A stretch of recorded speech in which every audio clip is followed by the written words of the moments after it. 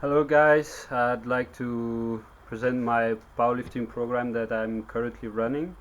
So it's an adaptation of Wendler 531 and with the schedule of one of the sheiko programs. So I've ran both programs for about 3 cycles each. So I've been powerlifting also before that for about a year and learning more and more. So now I'm doing a program that I can run because I'm doing med school and with the exams and internships, and it's sometimes hard to find the time.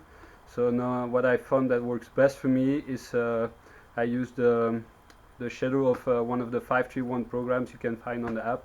They're very good programs, but I decided to modify it after 3 cycles because I was feeling it was sometimes too hard and sometimes way too easy, depending on the day. So now I'm doing some kind of auto-regulated version of it. So I train 3 times a week. The sessions are very long, so like a bit like sheiko session, they're always very long. So it goes from 2 big hours to up to 3 hours and a half, depending on how much rest I take or how long I train, or if I want to do something special on the side, or if I feel like I have some sets left in the tank, then I always try to do them because I only train 3 times a week, so I have plenty of time to rest my body, not my brain. So sometimes can be pretty long, but 3 times a week only. So I find the time. Sometimes I train in Brussels or sometimes here in my awesome garage gym. So the schedule is um, the first day. Mostly I do it on Tuesday. It's the squat session. So I always do first the squats, the heavy squats, for not many reps, so from 1 to 5 reps. And after that I do some volume on the bench or variations most of the time. So I really like the slingshot. So I use the slingshot a lot, so to overload. And then after that, I do some kind of pyramid of 8 sets of 4, with or without a slingshot, close grips, uh, or with just dumbbells up to 50 kilograms on each dumbbell. Um, then after that, I go back to squat. Well, on the second part of the squat, I always try to work on my technique and explosivity. So it's most of the time, or I do some overload. So it's always speed squats or drop sets or very high volume. So the range is from 5 to 10, and I always try to throw an AMRAP in between, but not too much weight, so I can go as deep as I can and as fast as I can. Then after that, so the last part of the workout, so there are always 4 parts in my workouts, is more accessory work. So if I feel I have weakness in my glutes or my lower back, or just anything I feel a weakness, my triceps or my shoulders, then I will do that after the session. I sometimes also go jogging for like 4 to 8 kilometers, but like really slow pace, just to work on the cardio and keep the conditioning. And I use the GHD, this awesome machine, a lot, also for the accessories, because I really feel my weakness is in my hamstring and my glutes. So since I've been doing it, my weights on the deadlift and the squat have been improving. So that's the first session. Then most of the time I take 1 to 2 days off. And the second session is centered on the deadlift. So for each day it's about the same programmation. So the first part will be again high weight, so very intense deadlift from 1 to 5 reps for 4 sets, sometimes 6, sometimes 3, depending on how intense I want to go. And then after that I go back to the bench, so same thing as on the first day. Some variation or overload or just volume or speed work. Then I go back on the deadlift. What I try to do then is most of the time some overloading or with deficit. So I try to take a variation and make it harder for me. So what I really like are those blocks.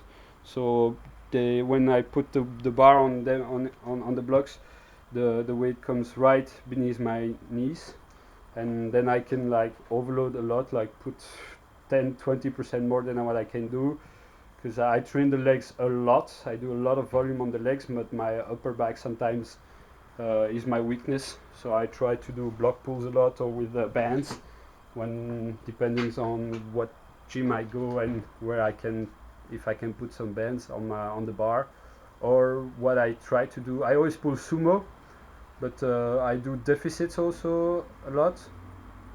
So either I do block pulls or deficits, and when I do the deficits I put 2 plates of 45 pounds plates or 20 kilogram plates, and I do conventional for the deficit, because I really feel I can go deep and really stretch my hamstrings and my glutes and explode. I nearly, when I do deficits, it's like it feels like nearly like a squat for me. Then when I'm done with the overload or the variation, the volume work with the deadlift, so then when I do the overload, it's 4 to 8 reps, and when I do deficits, it's mostly high volume.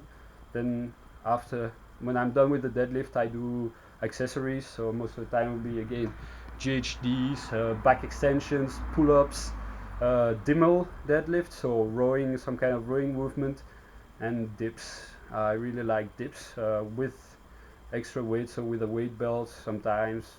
From no weight, then I do like 20 reps for 4 sets, or with the weights, well, 40 kilograms, 50 kilograms, so about between 90 and 112 pounds. I do weighted dips. I really like them. Then some accessory work, some shoulders, some rotator, stability work. I don't know where I find the weakness. I always try to train it, and that's it for the second workout. Then in between, for the last workout, I take 1 day rest or 2 days. But if I take 2 days, then I try to do some active recovery. So I go swimming 1 day, or I go jogging, or I just try to be active or work outside. I don't know, but do something. And the last workout is centered around the bench. So the bench for me is the same. It looks the same as the other workout. So the first part is 1 to 5 reps, heavy and intense. I can really do a lot of volume on the bench over the week. So I bench 3 times a week. So I do the bench for 1 to 5 reps, and then I do some squats. What I really like to do on my last workout for the squats is to do some kind of drop set. So I did 3 drop sets where I put 170 kilograms on the bar. I do 5 reps up and down, like really explosive. Try to go as deep as I can below parallel, and then right after that I drop 50 kilograms. So I'm now at 150 kilograms, and I do 10 reps. So I do 5 and then 10 with a little bit with less weight. I do 3 sets of those. So it's really intense and really like cardio. I always lose like 1 or 2 pounds over this workout most of the time. Then I go back to the bench. On the bench I do 5 to 10 reps and sometimes AMRAPs and I try to overload with the slingshot or with the board presses, and work on my technique and speed, explosivity. And then when I'm done with the bench, I go back to the accessory work. So will be lower back, hips, hamstrings, sometimes jumps, so some plyo and dips again, and flies or dumbbell presses and shoulders, depending on how I feel on the day. Now the most interesting part, I think, for you people is how to select the weights.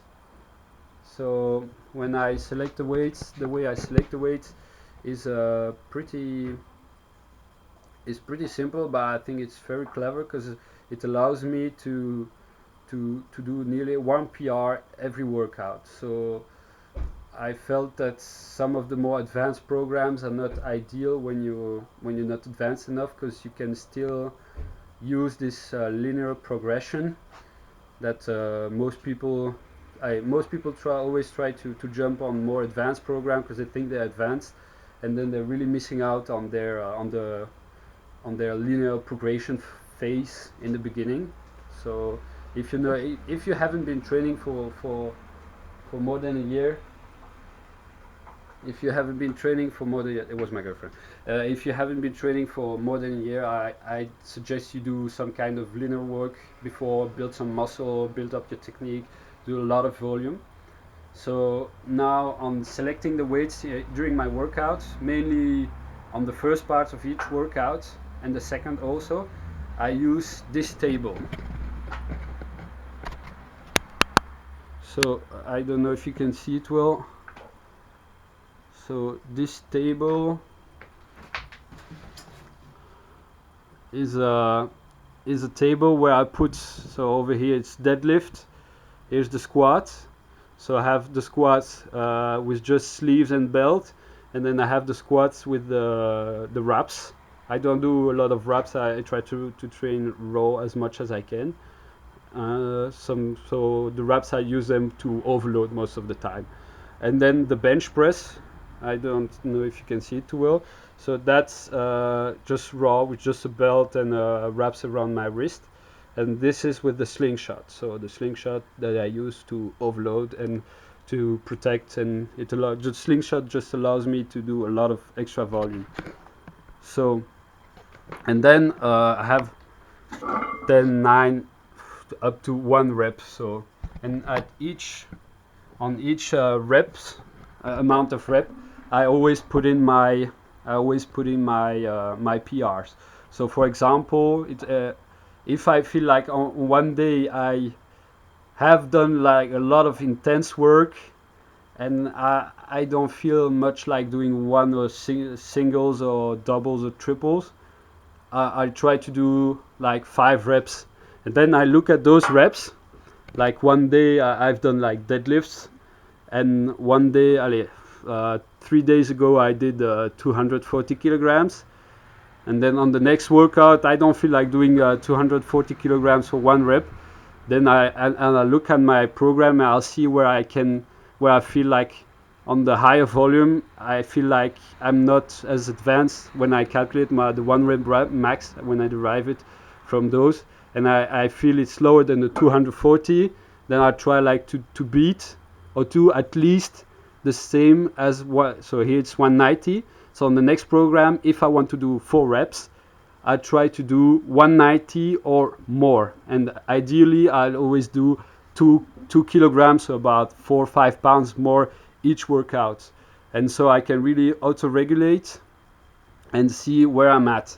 And since 2 months I've been doing this, and each workout I've been able to put some kind of PR in reps or in singles or in some variation. So each workout I'm able to have a PR, and so like for example today my PR for the double was 220 kilograms, so a little less than 500 pounds. I don't know how much it is in pounds. So, and before it was 210. So I did 220 on the deadlift, and it was 10 kilogram more than the last time.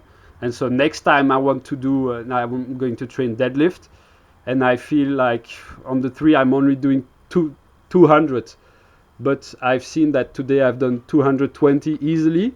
Then I'll try to do 210, 215 or 205, and if I can't do it, I at least have to try to do 200 for that workout. And it's the same for every other movement.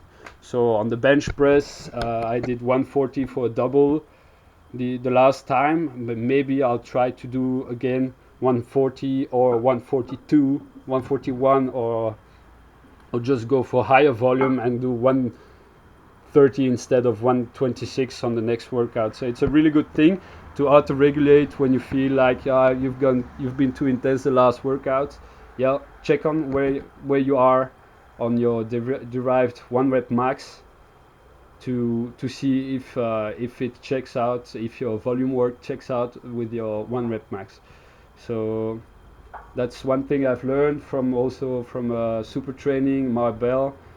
If you want to have a PR every day, just try to do something different every day. So I don't do really something different in the movements, but I always try to vary the reps. When I feel like I'm getting closer to when I really want to go for 1 rep max or competition, I try to cut down on the volume work and the accessories, so I can focus more and have more energy and more strength left for my really intense work, so the first part of the workout. So if you have any question about it, if I haven't been clear on it, you can always ask me question. I try to answer with a video or on the comments, or feel free to comment, and also to criticize if you think that something doesn't check in my workout. Just criticize, and I try to answer that. Thank you very much.